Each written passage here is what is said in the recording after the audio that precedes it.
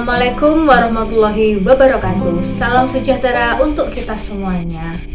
Hai, apa kabar semuanya? Bertemu lagi dengan pelajaran bahasa Indonesia.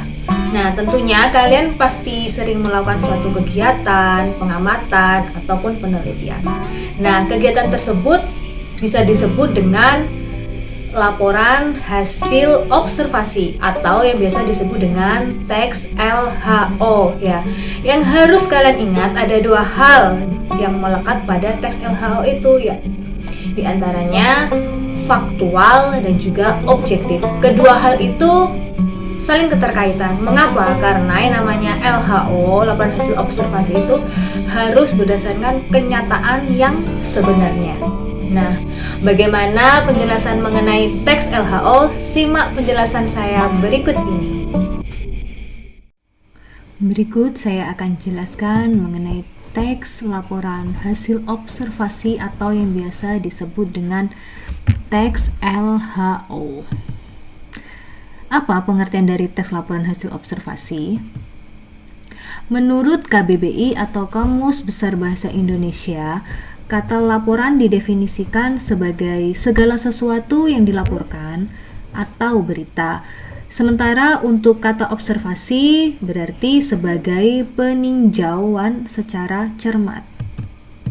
Jadi bisa disimpulkan bahwa teks laporan hasil observasi itu merupakan teks pengamatan terhadap suatu objek berupa penjabaran umum mengenai suatu objek yang diamati atau diteliti. Jadi, segala sesuatu yang bisa diamati, diteliti itu bisa dijadikan dengan teks laporan hasil observasi. Apa saja tujuan dari teks observasi itu? Mengatasi atau memberikan solusi suatu permasalahan. Mengemukakan atau menemukan teknik atau metode baru. Berikutnya, sebagai pertimbangan pengambilan keputusan, mengawasi atau memperbaiki suatu objek atau metode yang sudah ada, dan menginformasikan perkembangan yang sedang berjalan. Lalu, apa saja fungsi dari teks observasi itu?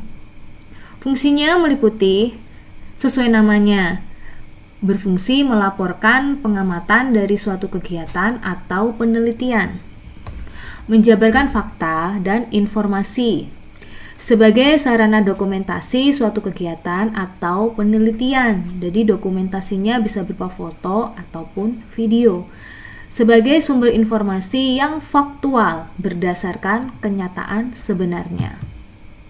Ciri-ciri dari teks laporan hasil observasi meliputi bersifat objektif.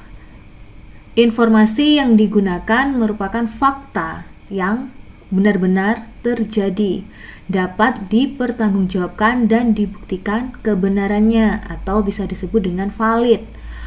Pengamatan dan juga hasil pengamatan disusun secara sistematis, dan peninjauan dilakukan secara cermat dan teliti.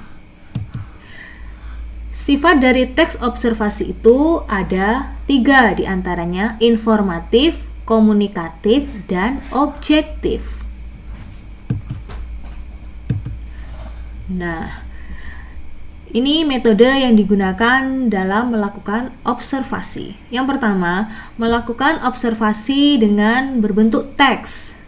Observasi dengan menyebarkan kuesioner. Kuesioner ini bisa disebarkan ke beberapa atau banyak orang.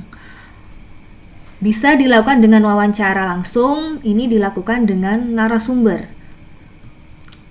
Mengambil atau merekam kondisi fenomena yang ada atau berkaitan dengan topik yang diteliti. Melakukan observasi langsung di lokasi tempat kejadian atau tempat yang diteliti. Struktur dari teks laporan hasil observasi, jadi agar teks laporan hasil observasi itu bisa dikatakan dengan akurat, jadi harus meliputi 3 struktur, diantaranya pendahuluan, isi, dan yang terakhir simpulan. Pendahuluan meliputi latar belakang kenapa memilih topik tersebut sebagai observasi serta langkah-langkah yang perlu dilakukan. Isi atau pembahasannya yaitu meliputi apa saja yang dibahas tentang hal atau objek yang diobservasi. Kesimpulan di sini meliputi penegasan ulang atau penegasan kembali dari hal yang diobservasi. Bagaimana? Sudah paham kan mengenai teks laporan hasil observasi? Jadi, teks LHO itu bisa berupa dengan tulisan, bisa juga disertai dengan dokumentasi yang berupa foto maupun video. Mengapa? Agar teks itu lebih valid dan dipercaya oleh para pembacanya. Contohnya banyak sekali, bisa kita mengamati tentang sampah, mengamati tentang terjadinya pelangi, hujan, pengamatan atau penelitian di laboratorium, pengamatan mengenai budaya tradisional, dan masih banyak lagi.